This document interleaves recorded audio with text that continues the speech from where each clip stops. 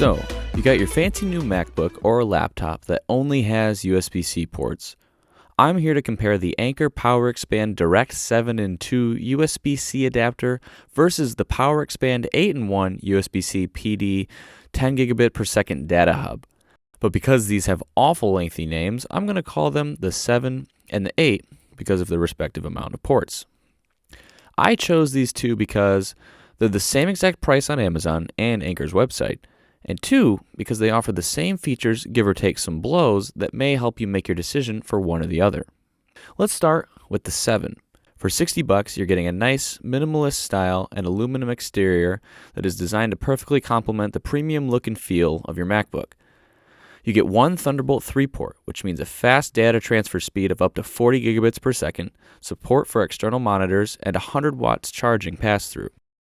The other USB-C port, however, is only for data transfers, so you won't be able to charge your device through the secondary port, or output to an external display, which is a bummer. Which means that if you want to use this hub, charge your Mac, and output to an external display, you'll have to use your HDMI port, which only supports 4K up to 30 Hz. I tried using the HDMI port, but it was unusable being how choppy a 30 Hz display looks. You also get two USB-A ports, which only support up to 5 gigabit transfer speeds, and an SD card and micro SD card reader that only support the UHS-1 protocol. Now for the 8.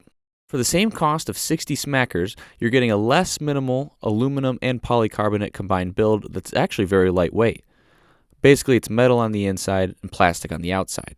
So that, although is a step down in build quality, it's a step up in ports, sort of. Like I said, these trade blows, with the main difference being that this includes a gigabit Ethernet port, which is a very good value instead of buying a separate Ethernet to USB-C adapter for your device. In addition to that, you also get a USB-C multi-port that actually only supports up to 10 gigabits per second data transfer speeds, 85 watt power pass-through, and no support for display output. So although the USB-C multi-port is a step down from the 7's Thunderbolt 3 port, the USB-A ports on this hub are actually an upgrade, both being USB 3.1 Gen 2 with the same 10 gigabits per second transfer speed as opposed to the 5 gigabits per second data speeds on the 7. But the additional USB-C on this one, though, is only for data transfers as well. And the SD card slots, again, are only UHS-1 compliant, not 2.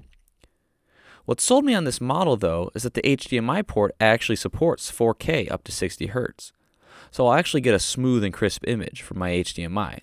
And I'll still have an additional USB port available for charging my Mac. And I'll have one on my actual Mac because the hub only occupies one port. So if you're really set on Thunderbolt 3, which is very powerful, you don't need Ethernet, and you care more about aesthetics, the 7 is the way to go.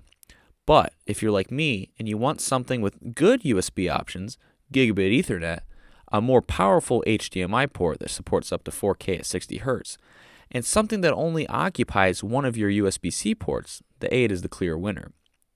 I did notice that the polycarbonate plastic was getting warm during use, but there's actually a sticker on the outside of the device that I haven't removed yet that even says it's normal for the hub to get warm and even to go up to 122 degrees Fahrenheit. If you want either of these devices, I'm going to leave links below in the description to where I bought them on Amazon, and I'll also leave the Anker links as well in case you want to buy it directly from their website.